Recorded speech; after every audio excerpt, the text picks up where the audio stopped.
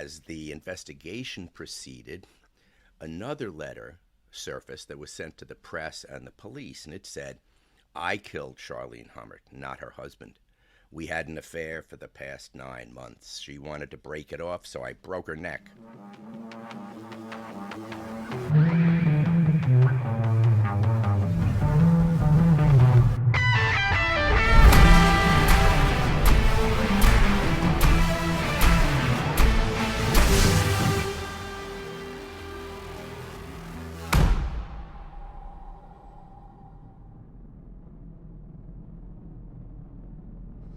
Welcome to Heroes Behind Headlines.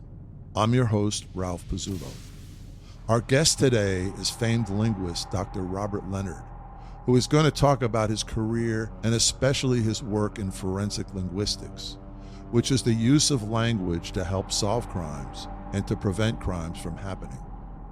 In 2017, The New Yorker wrote that Robert Leonard, quote, has emerged as one of the foremost language detectives in the country, and called him the Sam Spade of semantics. Robert is qualified as an expert witness in linguistics in 12 states and 6 federal district courts, and has testified before the World Bank International Center of Settlement and Investment Disputes tribunals in Washington, D.C. and Paris. Today he's going to talk about how he got into the field of forensic linguistics, some of the cases he's helped solve, and his earlier career as a member of the doo-wop band Sha Na Na. It's a great honor to welcome my friend, the multi-talented Robert Leonard, as today's hero behind the headlines.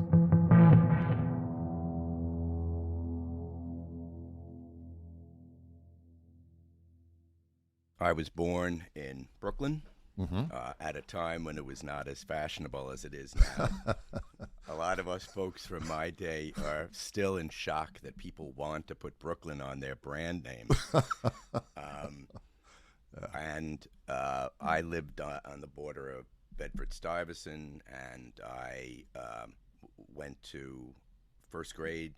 I was the only English speaker in my first grade class, except for the teacher, and there was no aide or anything. So it was a bunch of really cool Puerto Rican kids and me, and an English-speaking teacher, and the only one I was the only one who could understand. So I learned Puerto Rican Spanish fairly quickly, the thing that I heard the most was "Que dijo la bruja?" What is the witch? What's the witch saying now? Maybe that's why I was always interested in language. So then we moved out to Long Island pretty soon after, and I grew up in an area on Long Island where every single person I went to school with was from Brooklyn. I don't think I met any. I used to say I didn't meet anybody who wasn't born in Brooklyn until I was like 18. No, my girlfriend was from Queens. That's right. Yeah. And our like high school fraternity, we played Brooklyn street games. Our high school fraternities were not Alpha, Beta, Kappa. They were the Ligurians, Olympians, leather jackets with it on the back, you know? Yeah. And and there was a lot of physicality, let's say. Yeah. So you were exposed to lots of different forms of communication, let's say, from an early age. like fights after school, like every week at least. Yeah. Right. So it was good training for the world at large, I think.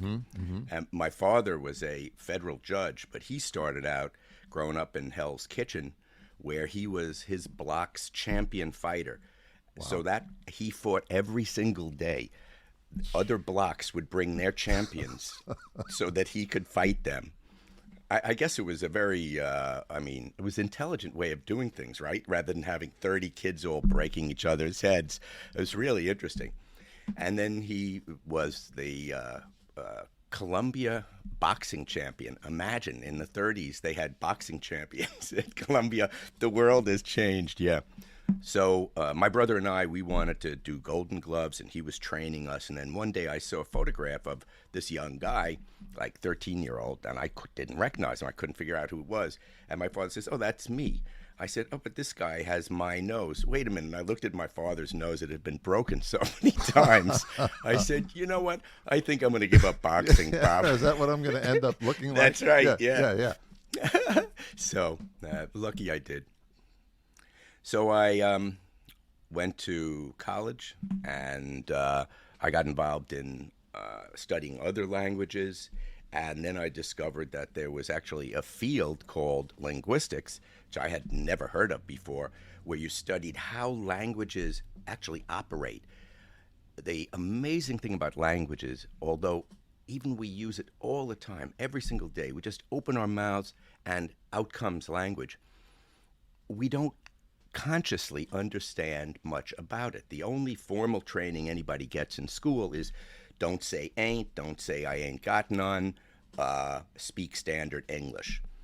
But language is so complicated and so unobvious that it's not like wheeling a wheelbarrow. It's like piloting a rocket ship in 15 different dimensions at once.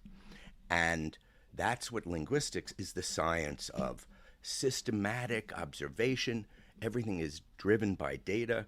Theoretical principles that we nowadays, as a forensic linguist, we use to solve cases, to reveal who actually wrote that death threat, to understand why nobody on that jury understood what they were actually voting for when they decided to put the guy to death or right. life I've been on without some of parole. those juries. Yeah.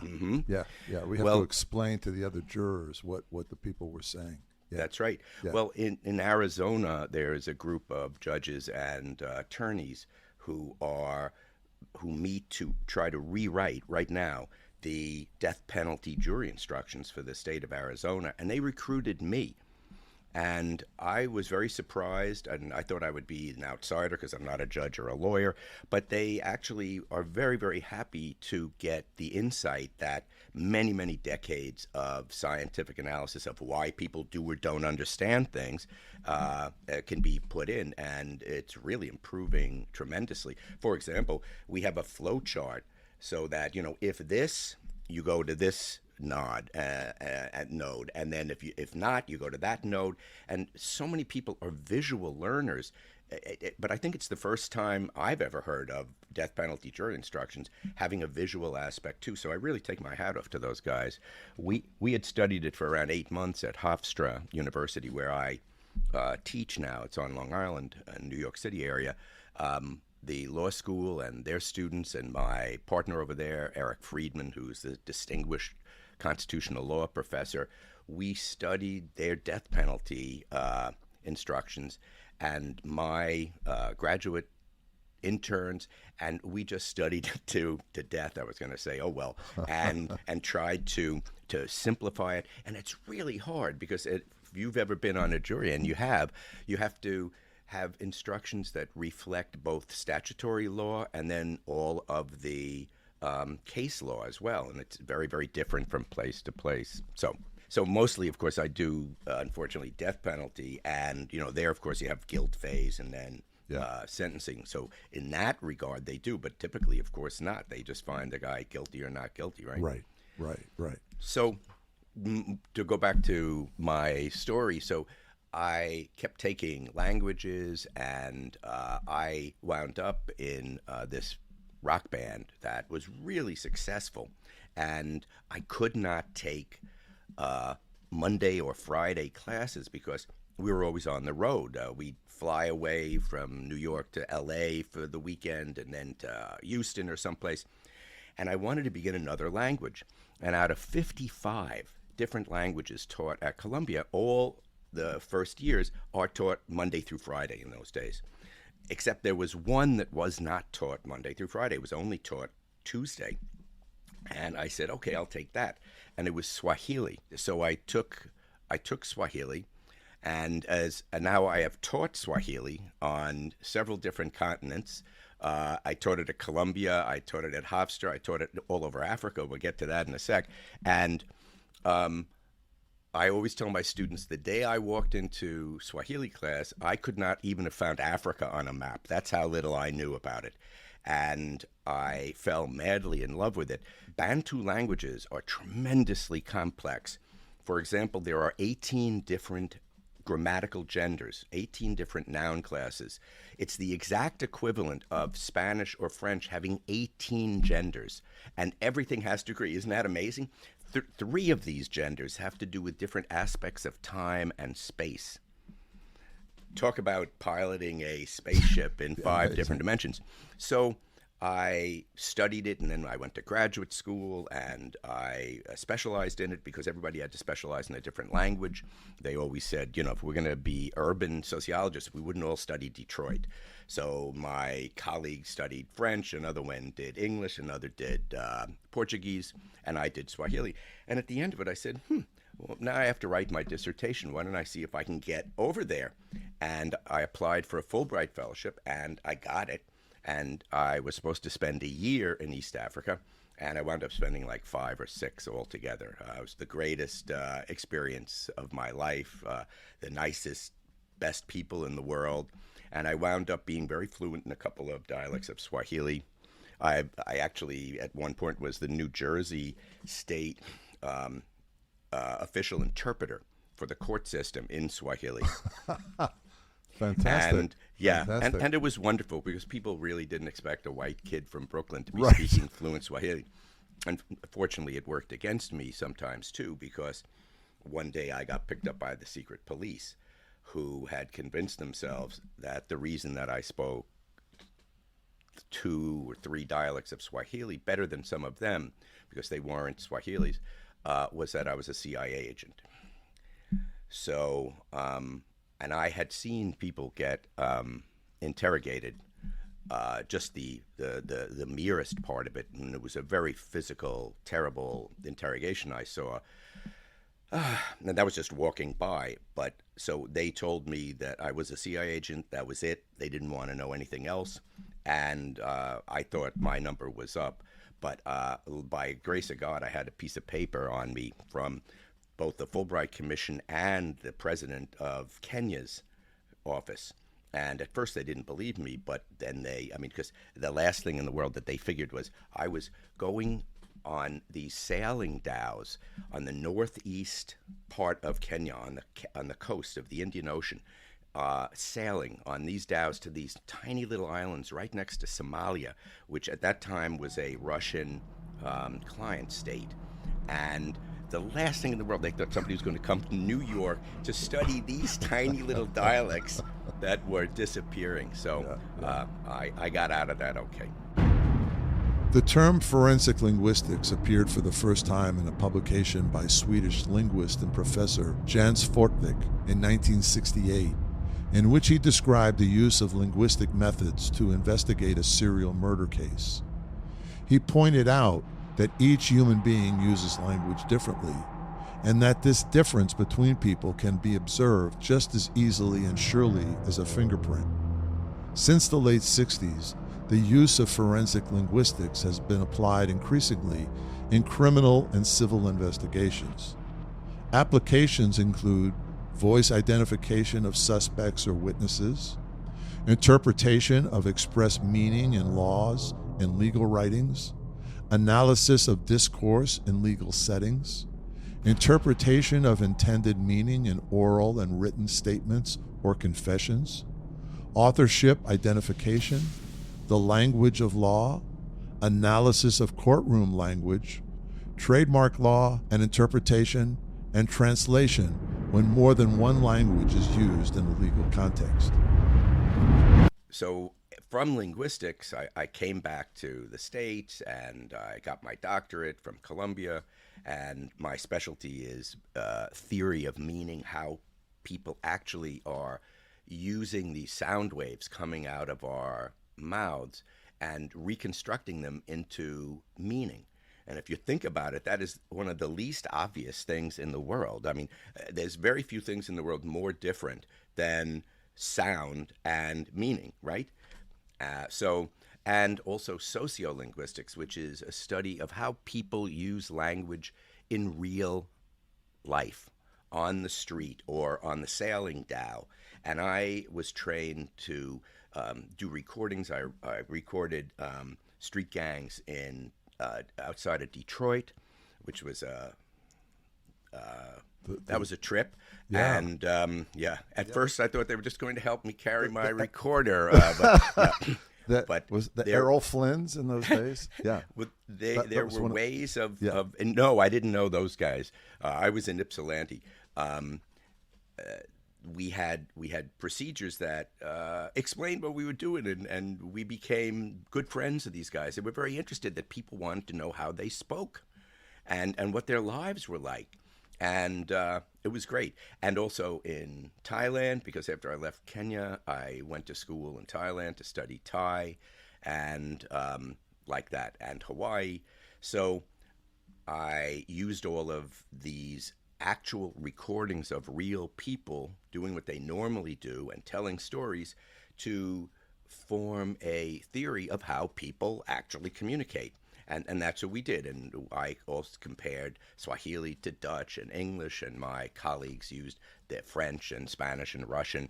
And this was the theory that we developed at Columbia, called the Columbia School. Fantastic.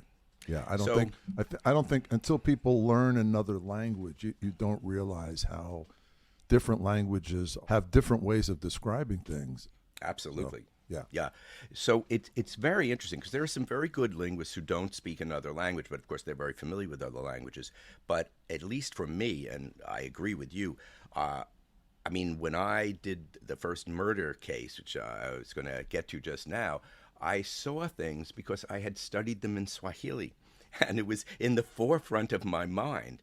And so you're one thinking day, they'll describe that they would describe it differently. They would see it differently. No. Okay. Well, yes and no. Okay, so I'll just go into it. So the Pennsylvania State Police, a major crime unit, came to me one day and they said, "We have these two documents. We'd like you to look at them and tell us what you can say about whoever wrote them." So I said, okay. And one was a threatening letter that said, this woman's husband found this letter on his windshield, and it said, "Here is the proof. Do what you will with it. I only come back occasionally to the area. Merry Christmas. I'll send you several copies of this, so in case your wife intercepts one." And the guy goes on and he says he was in a band and he had an affair with the guy's wife, and she ratted him out to his girlfriend who had an abortion and now can't have kids. So as he says in the end, the time is now right for payback. I hope to see your wife miserable the next time I'm in the area. And in there was a glamour shot of the wife that somehow this guy had gotten from a Photoshop that she had a picture taken. He says, "I'll bet you never saw this picture before." And I didn't know, but the woman had already been murdered. And as the investigation proceeded, another letter surfaced that was sent to the press and the police, and it said, "I killed Charlene Hummert, not her husband. We had an affair for the past 9 months. She wanted to break it off, so I broke her neck. I wrote letters to her husband and to the detective. I used a white nylon rope to kill her. They won't find me. I'm leaving," etc., etc. She knew about pictures on the PC. She told Story to set up husband for the divorce. Ha. Bye-bye for now, John. So the second one was scrawled on a piece of paper with all sorts of cross-outs, and they looked very different. The first one was typed. It was very long and well written, and without knowing, I assumed that the police had some suspicion it was written by the same person, but they didn't know. So what I did was I looked under the surface of what there was, because the most important thing you can remember when you're dealing with documents like this is disinformation. Clearly, these guys don't want to sign their real names. Right, or they're trying to identify. mislead you. Yeah, Exactly. That's right. So how are they trying to mislead? And the easiest way is to try to dumb down It's a lot easier than dumbing up, right? Yeah. So they'll make spelling mistakes and the grammar will fall apart and things like that. So looking under the surface, I noticed, among other things, that both letters had a tremendous handle on how to tell a story, how to write a narrative. They had very complicated flashbacks. They had complicated flash forwards in time. They had complicated series of stepping out of the stream of the story and giving extra information. Tremendously skilled. Yeah, I noticed that in the notes. Yeah, they move around a lot. Yeah. Yeah. And that's very hard to do. I mean, yes. if you think about, how listening to, I always say to classes and trainings, think about a 10-year-old that trying to tell you a story, or a 6-year-old about some movie. It's all over the place. It's very hard to do. So even this scrawled letter had the same really excellently done narrative, and that sort of belied that the person couldn't spell very well or write very well. And it was one of the first things that I studied in Swahili was narrative structure. Swahili has a separate set of tenses that they use for narratives. They don't just use the past tense. They use these very different set of tenses that have to do with probability. It's really fascinating. So whenever I see anything, the narrative structure just pops up for me. So I looked at that based on your understanding of Swahili. Yeah, that was helped. I mean, presumably we would have found it anyway, but that helped, and that's what I was referring to before. And because if you know some other language, you're seeing things from a different vantage point. So I hypothesized that they could have been written by the same person, but they wanted to be able to go to a judge and say there's a lot of real good data here that says that it could be the same person. So I kept studying it, and I kept studying it. And then I found a really good link. So number one, it was about the same dialect if I just threw out the obvious mistakes on purpose, which were only in the second half of the letter, no less. So we had this complex narrative structure, time shifts, well-executed flashbacks, flash forwards, and in general, a lack of features that suggested different authors. But then I noticed that there was this uncommon literary device. It was so uncommon, that when I went to experts on rhetorical devices, they didn't even have a name for it.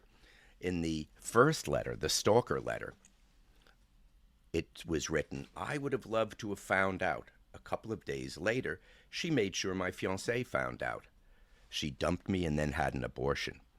In the serial killer letter, because the guy said, I killed her, this was the fifth woman I killed.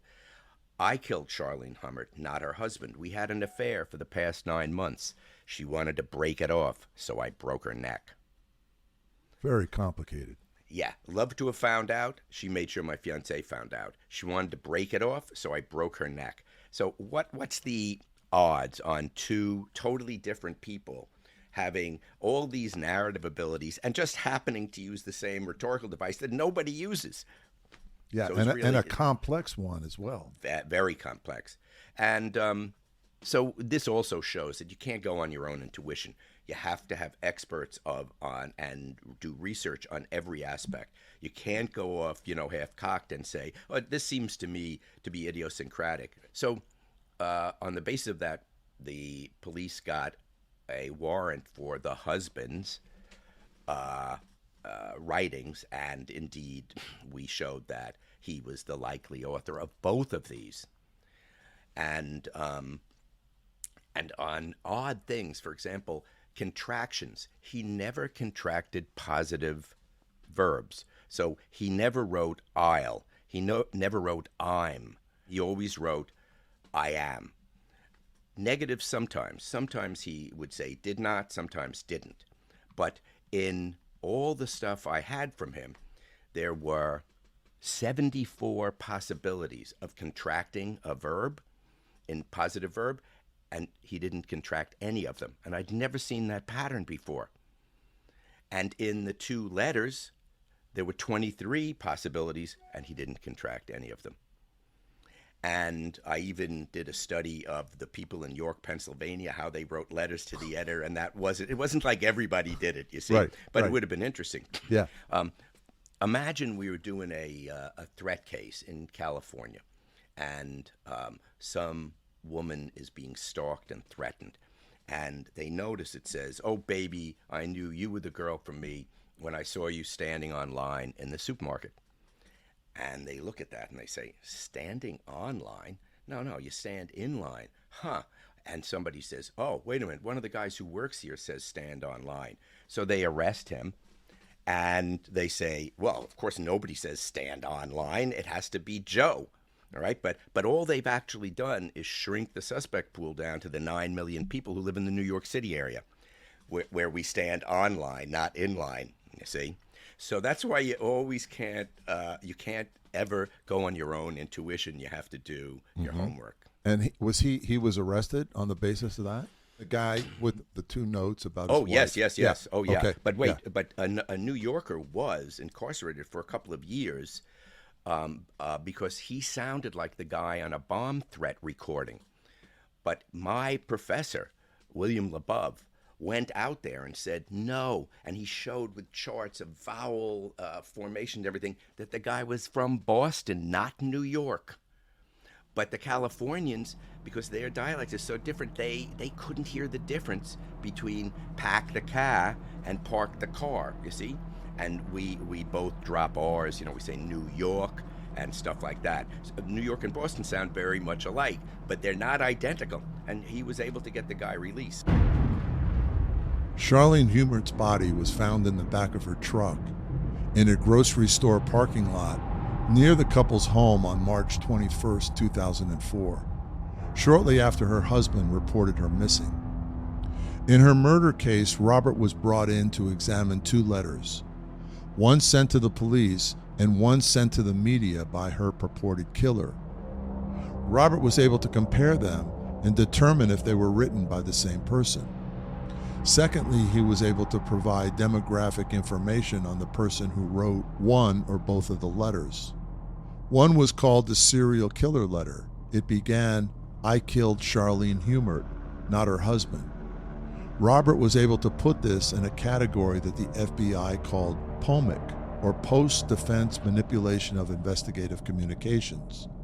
In both letters, he discovered a complex form of speech called ironic repetition. He also found something unique about the way the writer of the letters used contractions and compared that to the known writings of Charlene's husband, Brian Hummert. Robert's findings led to Brian being charged and convicted for his wife's murder. So I got to know an FBI forensic linguist during this case, and we compared notes and things and communicated. And that's Jim Fitzgerald, who was the FBI agent who was on the Unabomber case and the task force, and he showed the FBI the utility, the usefulness of forensic linguistics in the Unabomber case. So he had been creating these week-long intensive boot camps, forensic linguistic boot camps down at Quantico, where his agents and allied agents from all over the world actually came, and he recruited me to help him teach, and we would teach these intensive week-long courses. And that was really good because it alerted all sorts of investigative agencies about the possibility of analyzing language. We used to have as our mantra, language can solve and prevent crimes. But people don't realize it's such useful evidence. And he and I would go around, do all sorts of presentations to different agencies and field offices. And always somebody would come out of, every time we would give a presentation, somebody would come out of the audience and say, it never occurred to me that language could be evidence I can use on this case. We have a cold case, and there were letters found in the house, but we never knew what to do with them. Could you guys take a look? And so this is how word spread more and more. So when Jim Fitzgerald retired from the FBI, we moved those boot camps up to Hofstra, where I teach. and we would teach them mostly for professionals. I didn't have a program, an academic program then, but then they became the foundation of the academic program. So we have the first and only face-to-face master's degree in forensic linguistics in the Western Hemisphere. Fantastic. They have them in England, Spain, but not here. So, Robert, can you tell us about a particular case that was quite complicated that you were involved in? Sure. I'm trying to think. There are so many, and you just get more and more into them. Sometimes they take years. Sometimes everything happens in a week. I was getting on an airplane in Tanzania a couple of years ago, and I got a call from, I'll have to blur this a little bit, from somebody in the government who was part of a multi-agency task force, and they said that they wanted to know if I could work on a case with them. And I really didn't want to talk on the phone in Tanzania. I didn't know what level of security we needed. Then I wound up in Qatar, and I didn't want to talk on the phone there. And so finally I get back to New York, dead tired. You know, it's a 9-hour difference or whatever. And I finally got to talk to these guys, and they said they had somebody who was coming to the U.S. that they had interest in. And they were tracking a dark web seller of opioids and all sorts of other things. And they thought they knew who he was. And they had identified him on the open web. And could I analyze the language patterns and see whether I agreed? So I said, sure. I said, when do we need this by? You know, I wanted to sleep for a week. And they said, well, he's coming day after tomorrow. Okay. And the other thing was, I couldn't figure out why this guy, who was coming from a country where there was no extradition treaty, would come to the United States and put his head in a noose. I just couldn't figure it out, but more about that later. So we did the analysis, and there were many, many very interesting features. The guy was a French speaker. He also spoke other languages, and but he mostly used English. There was a mix. There was a very interesting blend. And to make a long story short, it was the same guy. So I said, yes, it's the same guy. And they said, all right, good. I said, now, just let me remind you, there's no way that forensic linguistics can identify a particular person in the world. I can't say that I can't testify that John Smith wrote this. I can say that it's very consistent with his, et cetera, et cetera. And I always say in my reports, there may be other people in the world who could produce the exact same set of features. Maybe he had a twin brother sitting next to him. Who knows? You have to have the trier of fact make that decision based on my opinion and then evidence of means, motive, and opportunity. So they said, yeah, okay. They said, don't worry, we have financial things too. So you'll just come from behind and help strengthen our case. I said, okay. Then, like the day before, they called me up again. They said, look, we know the answer to this, but I got to ask you anyway. Can you testify that beyond a reasonable doubt he wrote it?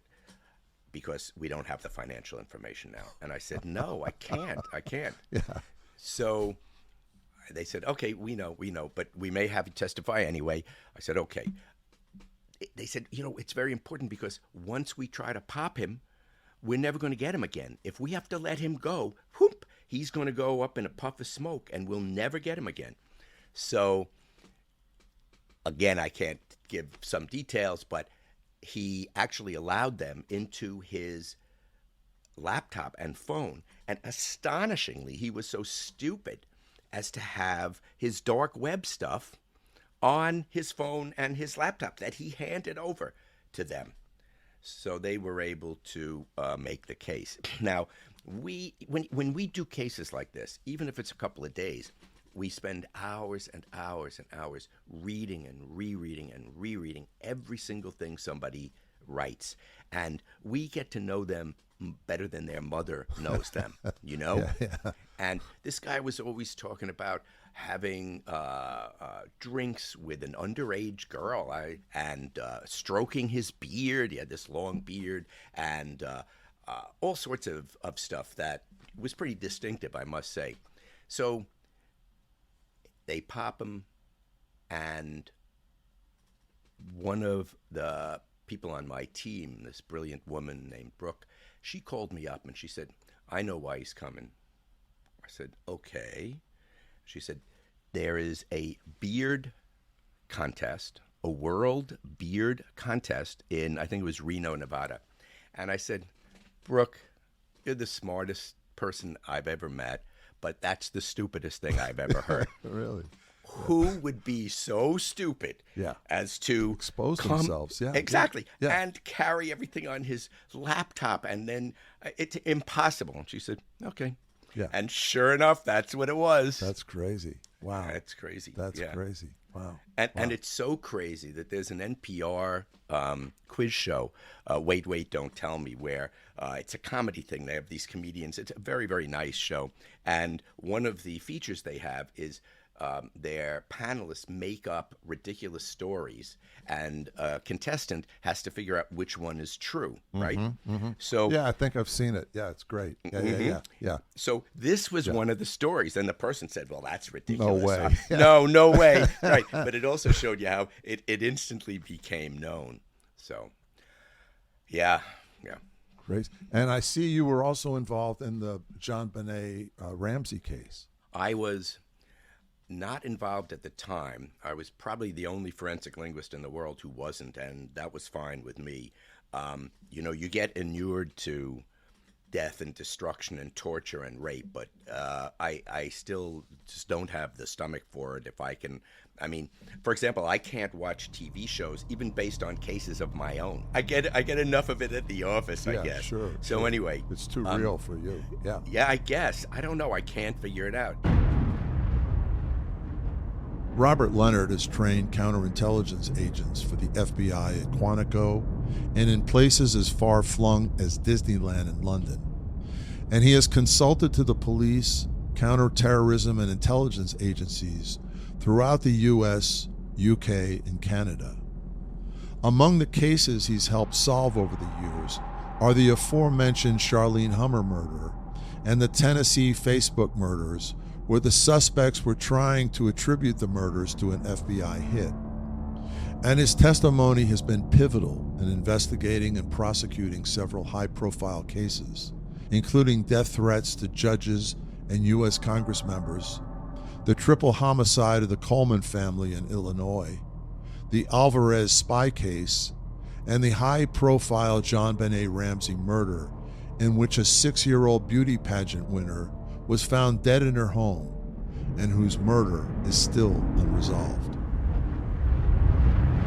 So, JonBenet Ramsey, as you know, was a little girl who was a quote-unquote beauty queen, and she was killed, and then there was this ransom note found, and nobody ever went to trial, and like that. So, years later, it's around 10 years ago now, I think, a guy named John Carr, an American who's living in Thailand, surfaces. I remember. And he says, I was with JonBenet when she was killed, presumably meaning he killed her. And he was in Thailand one step ahead of the Thai police, who were about to grab him up for child pornography or pederasty or something like pedophilia. So. Yeah. And he identified very strongly with little girls. God, I had to read all his stuff. And he said that he wrote the ransom note. So the Boulder, Colorado district attorney airlifted him out of Thailand and brought him to Boulder. And every day, waiting for a hearing or DNA results, there was this handwriting expert on Good Morning America and all the other morning shows said he wrote the note. I stake my reputation on it and everything. Meanwhile, a newspaper hired me to take a look at them. There was this whole body of emails that he had sent to some professor who had studied the JonBenet Ramsey case. So we had those as the known documents, and the question document was, of course, the ransom note. So I looked at the patterns and did an authorship analysis, and I said to the newspaper, he didn't write this. And they said, no.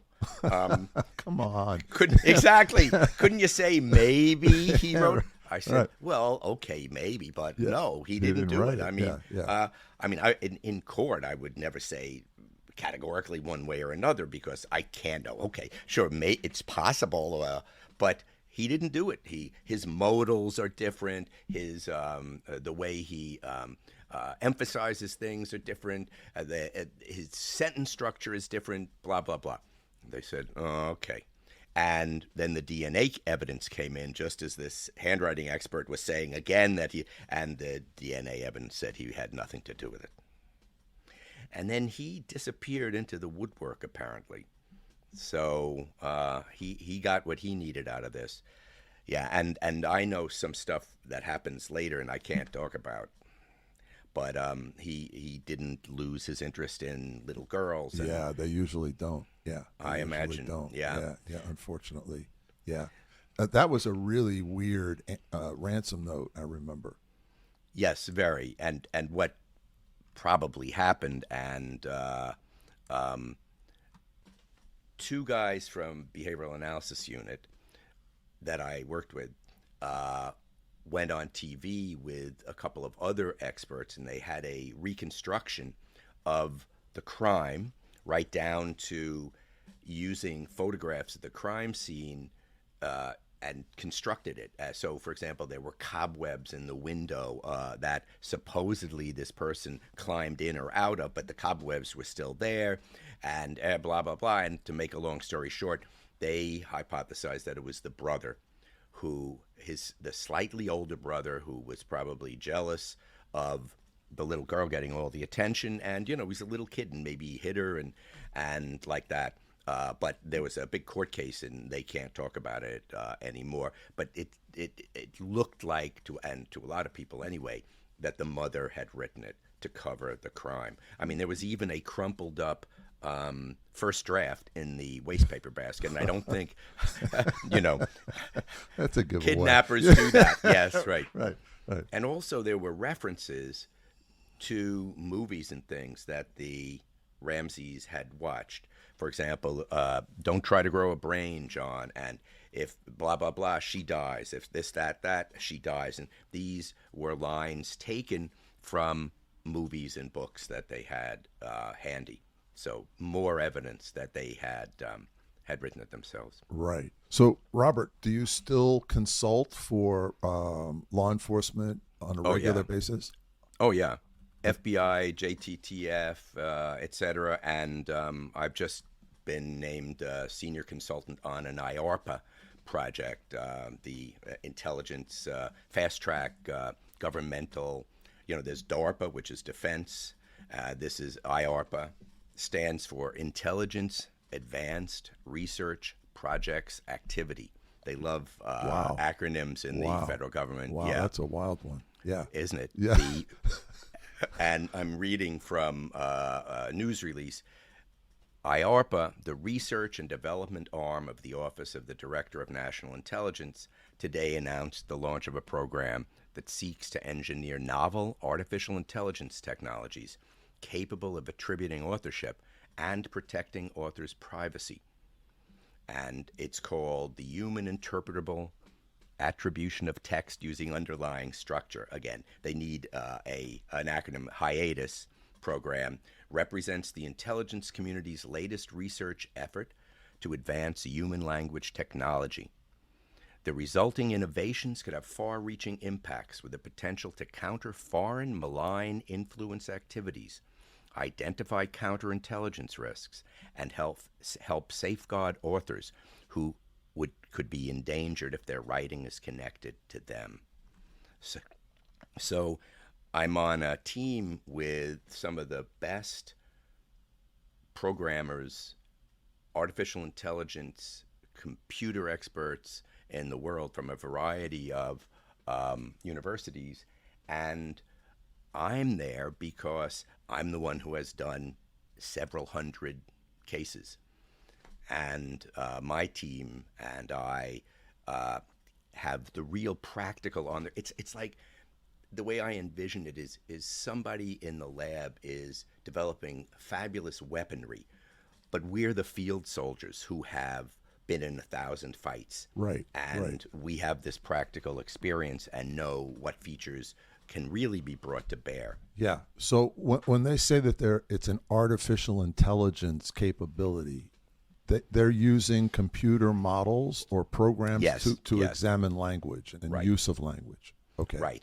Yeah. So what they're looking at, and I'm involved with a high-tech startup, which is Flint, Forensic Linguistics Intelligence, where we're developing our own artificial intelligence model. In general, in authorship these days, there's a continuum of purely computational programs, purely qualitative stuff to do by hand, and we take advantage of everything. So the computational models will do something like this. They'll take 6 novels and by 6 different authors and take a chapter and leave that out of the training data. Then they use the 6 novels as training data for whatever algorithm they've created. And then when the algorithm says, okay, I've eaten these novels, I'm ready for my test, they put back in the chapter and they can identify which novel it came from up to 85% of the time, which is pretty good. However, in actual real-world forensic situations, you don't get 6 novels. Yeah, and it's not going to work that way. That's right. And the other problem is, typically, they have no idea why the algorithm worked, in the sense that they don't know what features of language are being picked up. So, for example, one of the best guys in the world several years ago said to me, I have an algorithm now. We used character trigrams. That means strings of 3 characters. So the cat has THE, HE space, E space C, CAT, you see? So you chop up your novels into character trigrams, and then that's the feature that is looked at. So these character trigrams, the algorithm can tell the set of them, the set of them in this chapter probably came from novel number 3. And I said, wow, that's really great. You got 85% accuracy. I said, why does it work? And he said to me, what do you mean, why does it work? I said, well, what aspect of language is it using or revealing? And he says, I don't know. Who cares? It works. I said, because it might not work in the next data set. When we do analyses, we always do it based on many, many years of theoretical foundation of stuff in peer-reviewed journals, totally empirically based. So, for example, we could see in that California case, we know that there are such things as dialects. Those are very, very theoretical. They don't really exist. You see what I mean? They are actually theoretical constructs, but everything has to be grounded in that. So Professor Labov was able to say this is New York dialect and this is Boston dialect. So what is it? I asked him, is it the ION words? Maybe, the more Latinate you are, the more ION. He says, I don't know. So that's the problem, that it can't be explained because a lot of the AI stuff is black box. And it's fine for a lot of stuff, but it isn't fine for this. It's too generalized, right? Well, they don't know. Yeah. So this project has to be human interpretable. See? It has to be explainable to a human. Why? And here's the other side, it has to be able to be scrambled so that our good guys, so to speak, their language can be mixed in a way that it can't be deciphered later, so that the quote-unquote bad guys can't know which of our people are writing. So that's a 2-step thing, and you need the practical experience for that.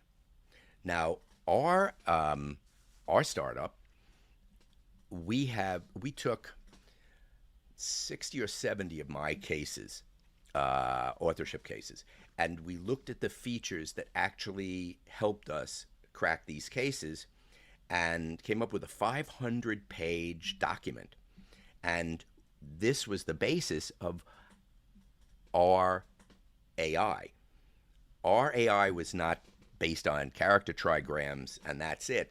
It was based on features that we knew had worked before. Now, we had already worked with a very big anti-plagiarism outfit, and this anti-plagiarism outfit is virtually every college and university in the country uses them. So a student doesn't even write his term paper and give it to his professor anymore.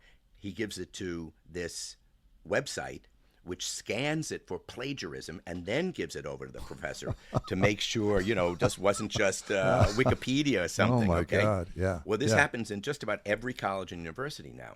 And they wanted to counter another real threat to what's called academic integrity, which is buying papers that are custom written. See, and there are all these websites that'll write your paper for you, and it's not going to be a plagiarism thing. So I advised them, and then when they found out I had this document, their AI guy said, "Can we have it?" I said, "Well, so then we worked that out, but they couldn't make use of it because what the analogy I came up with was like you say to me, Rob, I would really like a Mercedes. And I say, okay.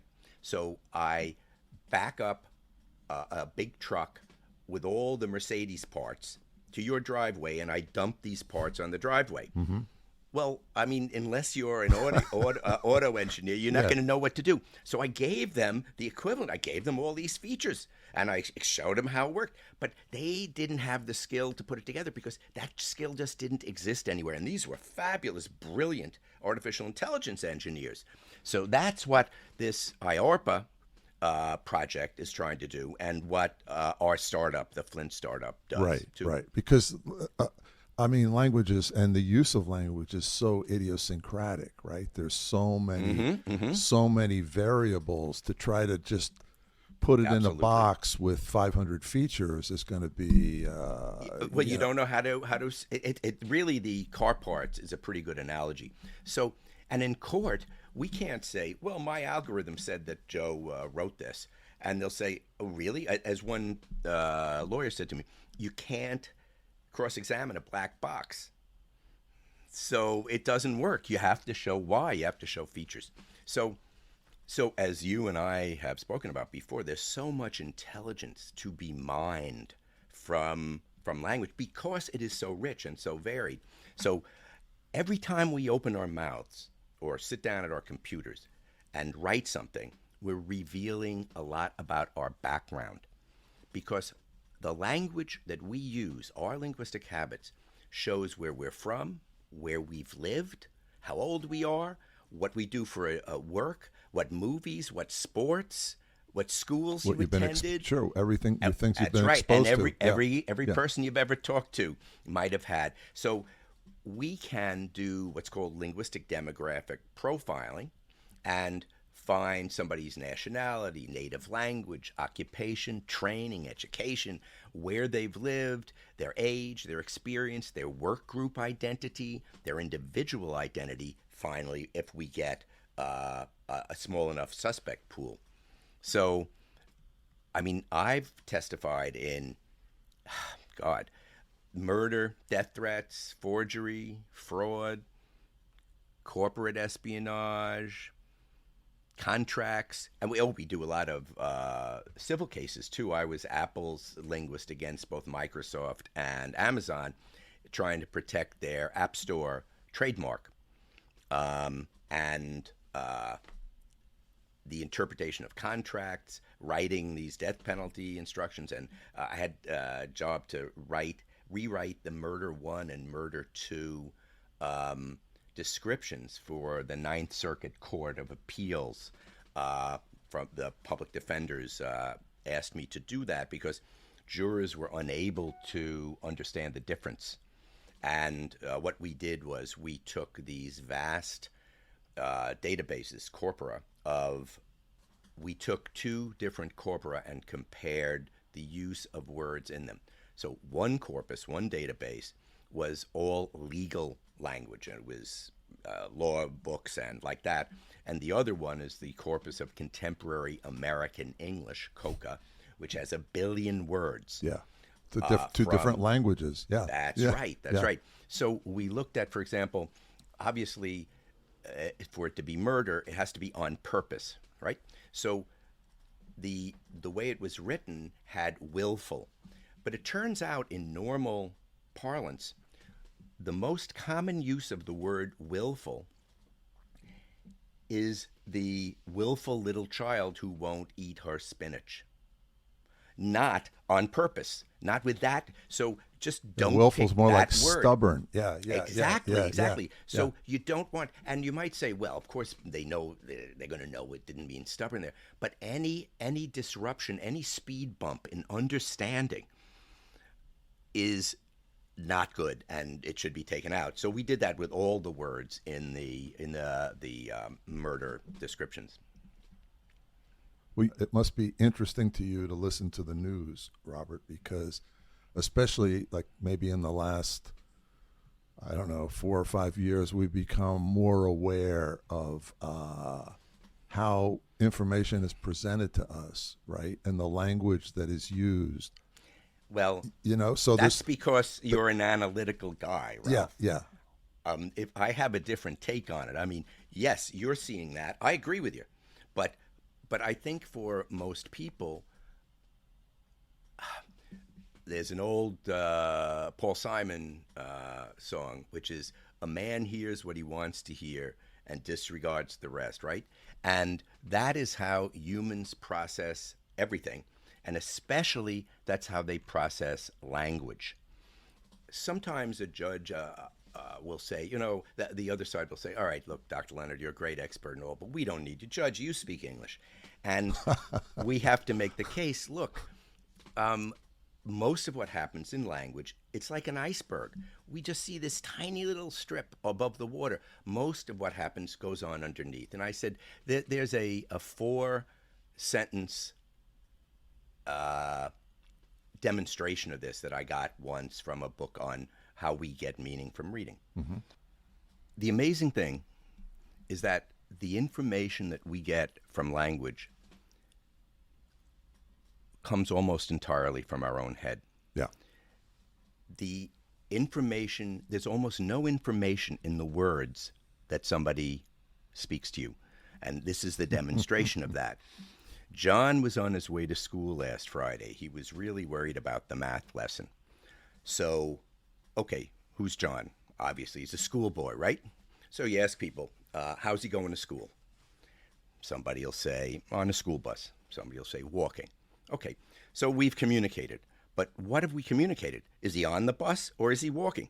Did he skydive? It didn't say he didn't. Is he 2 feet tall? Is he 12 feet tall?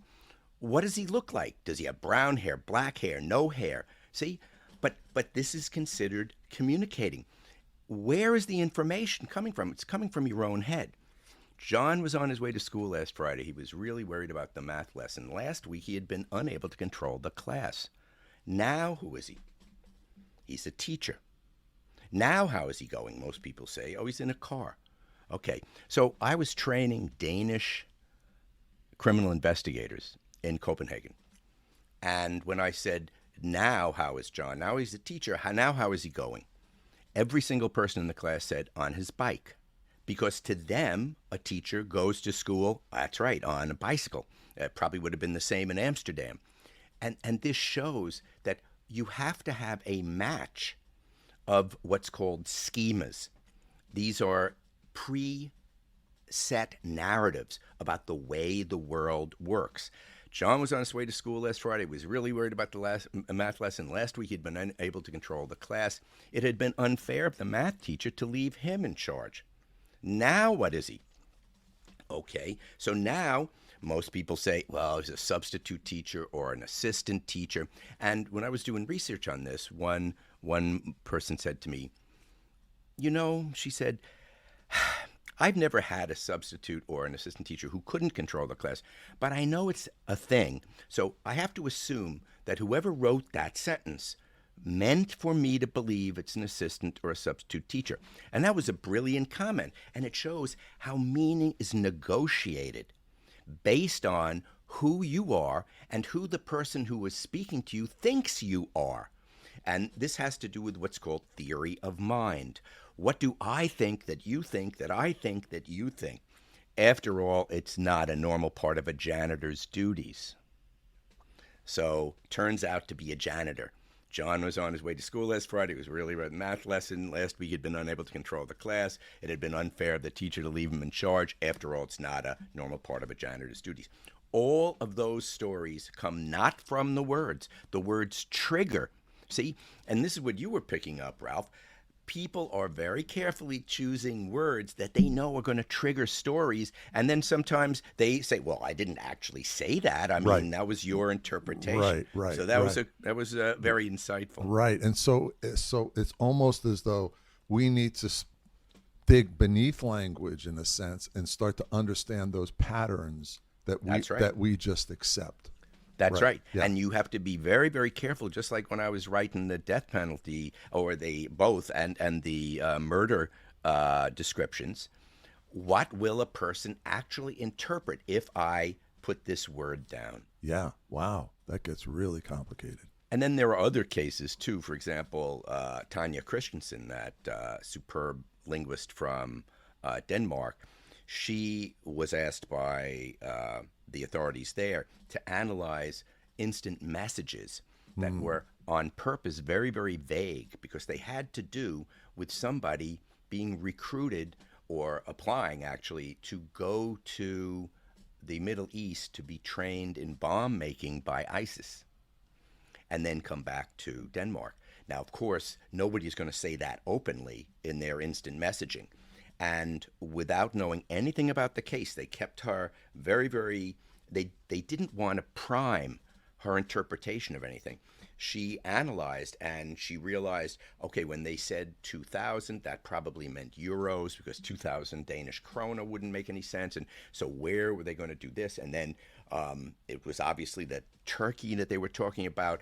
And she constructed this whole thing because she looked at every single angle, like crystalline structure of what, and it turned out that she was able to say that it was very likely X, Y, and Z, and that helped convict the guy. Wow. Yeah. Wow. That's called discourse analysis. Yeah, incredible. In addition to being a leading expert in forensic linguistics, Dr. Robert Leonard, while a student at Columbia University in the late 60s, became a founding member of the group Sha Na Na. He opened for Jimi Hendrix at Woodstock and played with Janis Joplin, Santana, the Grateful Dead, Chuck Berry, and even the Beatles. Sha Na Na went on to be the dance band in the movie Grease, and their greaser look and doo-wop sound became an inspiration for the hit Broadway show.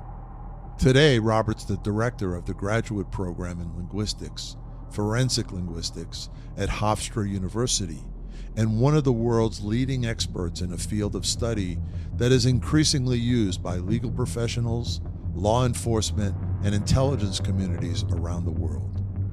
We thank Robert Leonard for his contributions in music and forensic linguistics. It's our great honor to welcome him as today's hero behind the headlines. Thanks for listening. I'm your host, Ralph Pizzulo. Our producers are myself, Frank Hobbs, and Apex Media. If you haven't already, please download, rate, review, and subscribe. And check out some of our past episodes, such as Welcome to the CIA. And don't forget to tune in to the next episode of Heroes Behind Headlines.